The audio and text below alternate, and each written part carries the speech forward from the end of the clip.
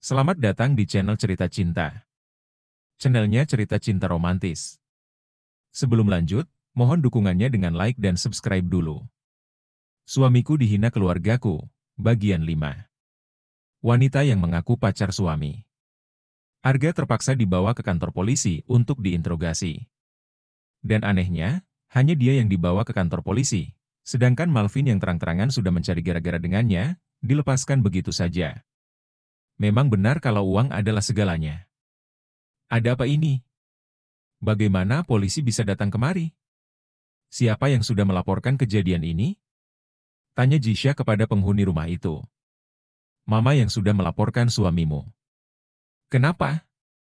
Kau ingin membela suamimu itu? Untuk apa kau membelanya? Apa kau sudah mulai ada rasa dengannya? Kau itu wanita terbodoh yang pernah mama lahirkan, Jisha. Bentak wanita parubaya itu pada putrinya. Jisha menggeleng, kenapa mama tega melakukan ini? Biar bagaimanapun mama tidak menyukai suamiku, tapi Mas Arga itu tetap suami aku, dan akan tetap menjadi menantu mama seperti menantu mama yang lainnya juga. Tolong bersikap adil, Mam. Jisha menatap Mama Sua dengan pandangan kekecewaan mendalam. Berhenti membela suamimu itu, Jisha. Jika kau mau keluarga ini menerima suamimu, maka suruh dia mengubah statusnya. Minimal menjadi pekerja kantoran, meski hanya karyawan biasa. Bukan menjadi seorang satpam yang malah malu-maluin. Sebelum-sebelumnya Damar hanya diam, dan membiarkan orang-orang di sekelilingnya mewakili dia dengan menghina menantunya itu. Tapi tidak untuk hari ini, akhirnya Damar juga sudah mulai mengeluarkan kata-kata yang tidak pantas untuk didengar oleh putrinya. Buat suaminya yang sering mereka rendahkan. Mata Jisha membendung air matanya dan menatap Damar. Sepertinya memang tidak ada yang menerima suamiku di rumah ini, mungkin aku harus keluar dari rumah ini agar kalian semua puas. Jisha membalik badan dan ingin menyusul suaminya ke kantor polisi. Tidak, Jisha. Kau tidak bisa keluar dari rumah ini. Karena suamimu itu tidak akan mampu untuk menghidupi kamu. Yang ada, kau yang akan menghidupinya nanti di kemudian hari.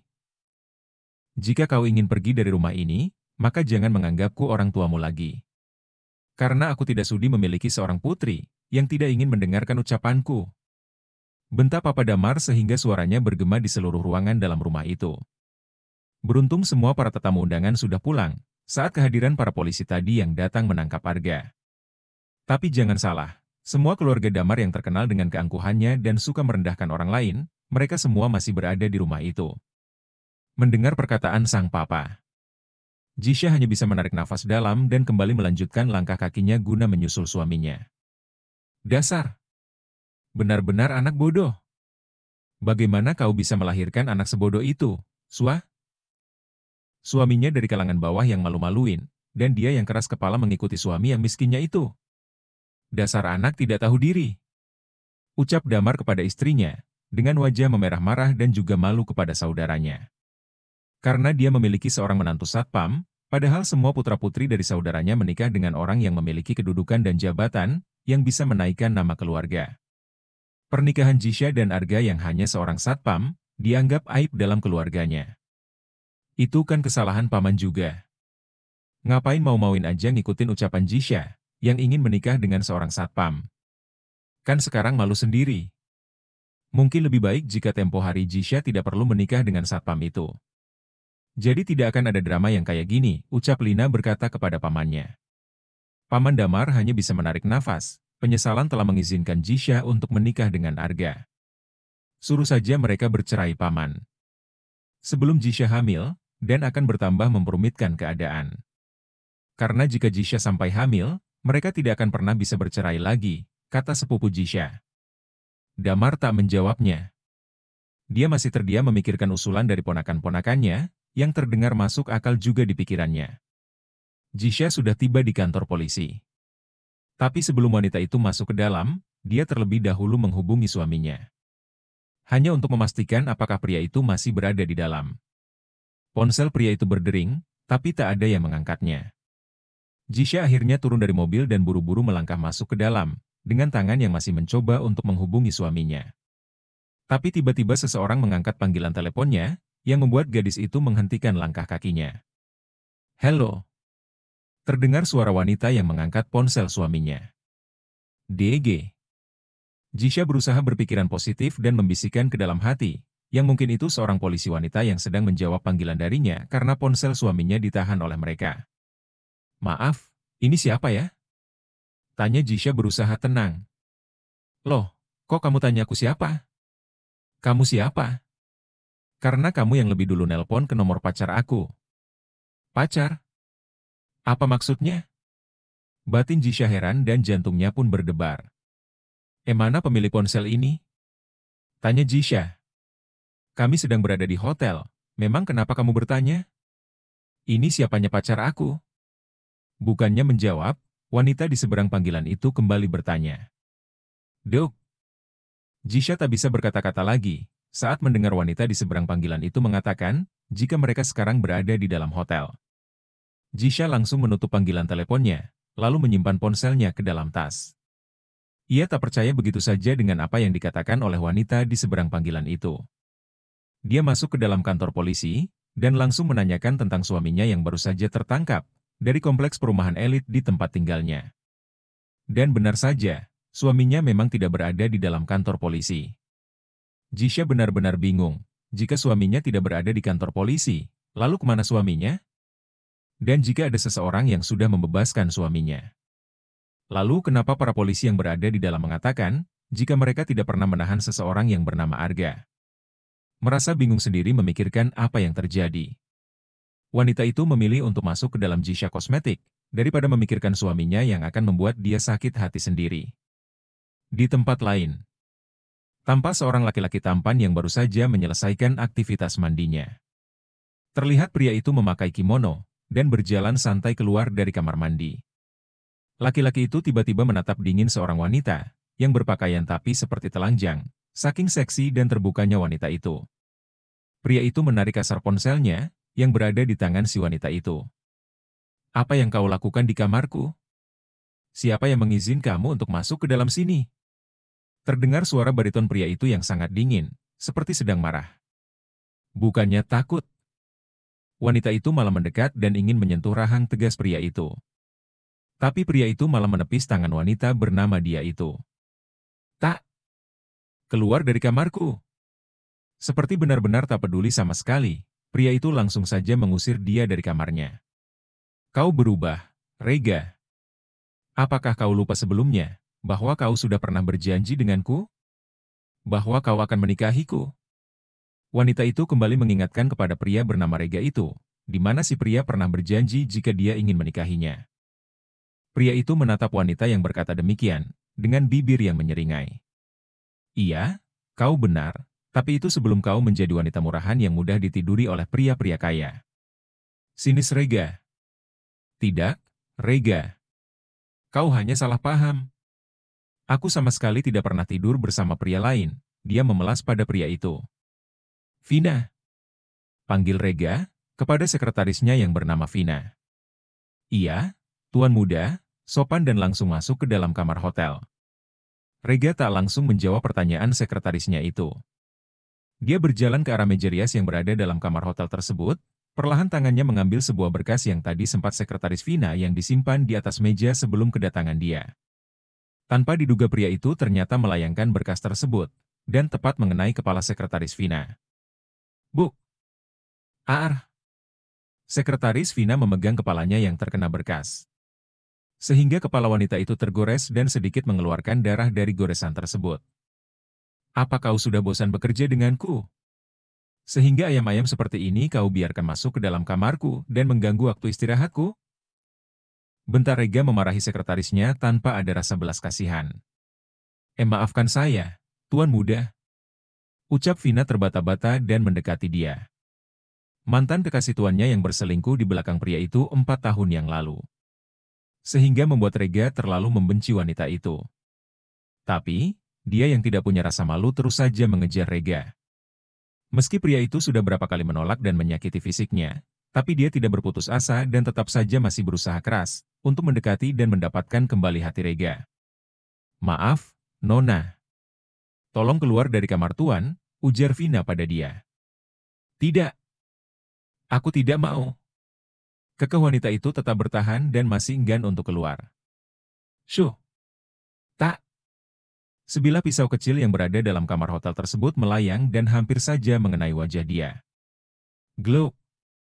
Wanita itu menelan salivannya dengan susah payah. Kau ingin mati? Aku masih memiliki pisau cadangan jika kau ingin mati sekarang juga.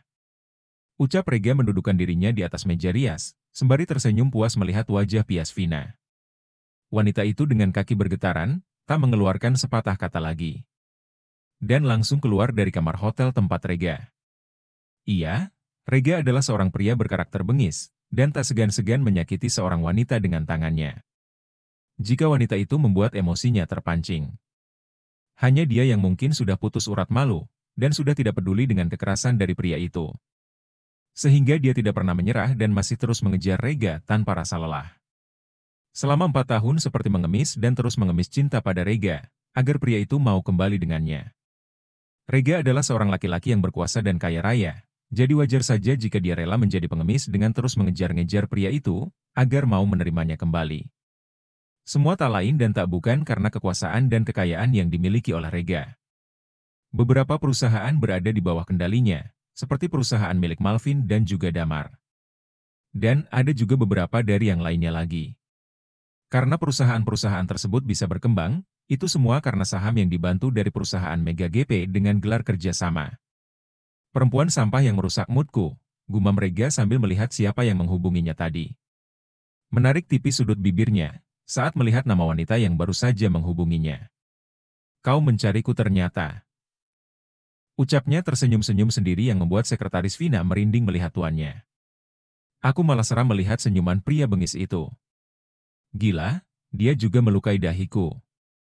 Batin Vina kembali mengusap pelan dahinya. Beruntung gaji yang dia berikan berlipat ganda dari semua perusahaan lainnya. Jika tidak, mana mau aku bertahan bekerja menjadi sekretaris pria jahat ini, lanjut Vina masih membatin. Pulanglah, dan kau langsung ke rumah sakit untuk mengobati dahimu itu, agar suamimu tidak berpikir aku ingin memperkosa istrinya. Cepat keluar! Titah Rega membuat sekretaris Vina meringis dalam hati. Tuannya itu memang tidak bisa mengontrol mulutnya. Baik, Tuan. Sore hari, terlihat Jisha yang baru saja berjalan keluar dari toko Jisha Kosmetik, dengan tangan membawa minuman coklat.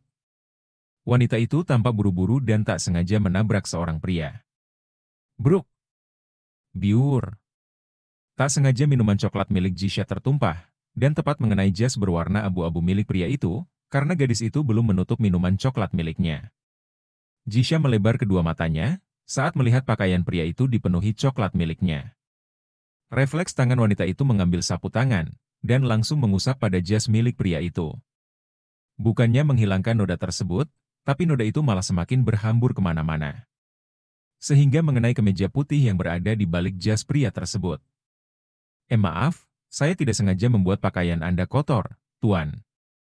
Jisha tersenyum kaku pada pria di hadapannya, yang sedang menatapnya dari balik kacamata hitam pria itu. Ternyata laki-laki tersebut adalah Rega, pengusaha berhati bengis yang sedang memakai masker dan kacamata hitam. Tampak pria itu mengangkat tangan. Jisha yang melihat pergerakan pria itu, refleks menutup kedua netranya karena berpikir pria tersebut ingin menamparnya. Karena sudah mengotori pakaian mahal dan berharga fantastis. Bukannya merasa sakit seperti yang gadis itu perkirakan, tapi dia malah merasakan sentuhan lembut pada pipi kanannya, yang ternyata terkena noda coklat dan sedang dibersihkan oleh pria itu. Berhati-hatilah saat kau sedang meminum coklat. Lihat, wajahmu kotor sekali. Nada lembut Rega seperti alunan melodi yang terdengar di telinga Jisha. Bahkan suara itu terasa tidak asing di pendengarannya. Suaranya. Jisha menatap intens wajah pria di hadapannya itu, yang masih mengusap lembut pipinya tanpa Jisha menyadarinya. Karena lebih berfokus ke suara pria itu. Jisha tersadar dari lamunannya, saat merasakan jari pria itu masih menempel di wajahnya. Wanita itu melangkah ke belakang untuk menghindar dari tangan Rega. Maaf, Tuan. Saya sudah mengotori baju Anda, kata Jisha lagi. Pria itu melihat ke arah pakaiannya yang memang sudah kotor. Rega bergerak dan membuka jasnya kemudian memberikan jas itu kepada Jisha.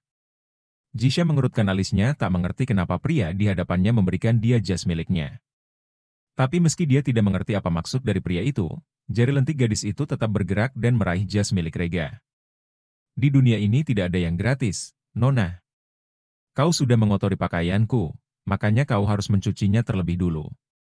Setelah itu kau bisa mengembalikannya padaku, di alamat yang berada di dalam jas itu. Kata Rega memasukkan kedua tangannya ke dalam saku celana dan kembali ingin melangkah pergi. Lalu, bagaimana dengan baju dan celana tuan yang terkena sedikit itu? Tunjuk Jisha pada baju kemeja putih, dan juga celana Rega yang juga terkena noda. Rega menyeringai dalam masker yang dia pakai. Tiba-tiba pria itu bergerak ingin membuka tali pinggangnya. Jisha dibuat kaget.